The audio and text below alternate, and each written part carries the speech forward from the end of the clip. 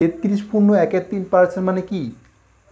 33.13%কে যদি ভগ্নাংশে প্রকাশ করি 1/3 পাবো।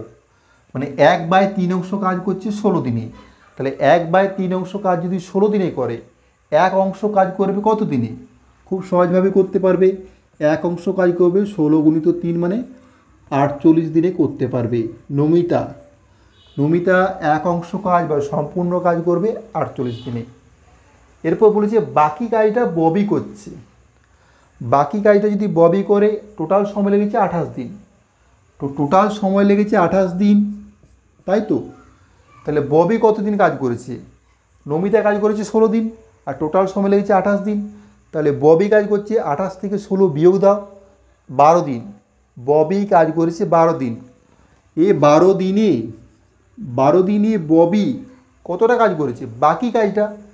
নমিতা করেছে 1/3 অংশ কাজ, বাকি থাকছে কত? 2/3 অংশ কাজ। সে 2/3 অংশ কাজটা করেছে ববি। তো 2/3 অংশ কাজ যদি 12 দিনে করে, তাহলে এক অংশ কাজ করবে কত দিনে? উল্টে দাও, 3/2 দিয়ে গুণ করে দাও, 2 6 6 3 18 দিনে। 2/3 অংশ কাজ করছে 12 দিনই, এক অংশ কাজ করবে 18 দিনে। উল্টে দিলে অ্যান্সার চলে আসবে। তাহলে নমিতা একা কাজ করতে পারে 48 দিনে, ববি একা কাজ করতে পারে 18 দিনে। আমাদেরকে বার করতে তারা যদি একসাথে কাজ করে কত দিনই কাজটা করবে। তো নমিতা প্লাস ববি দুজনে একসাথে কাজ করলে কত দিনে করবে? উপরে গুণ করে দাও 48 × 18 আর নিচে যোগ করে দাও।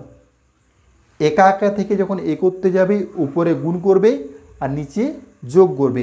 48 18 যোগ করলে কত হবে? 66, তাই তো?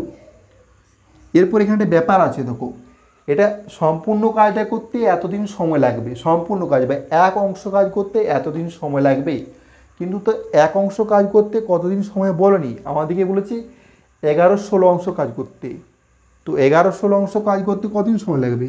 11/16 দিয়ে গুণ করে দাও, তাই তো? এক অংশ কাজ করতে এতদিন সময় লাগবে, এত অংশ 11/16 অংশ কাজ করতে এতদিন সময় লাগবে, গুণ করে দিলে হয়ে যাবে। 11 6 66, 6 8 48, আর 2 × 16, 2 9 18, মানে 9 দিন সময় লাগবে। ঠিক আছে?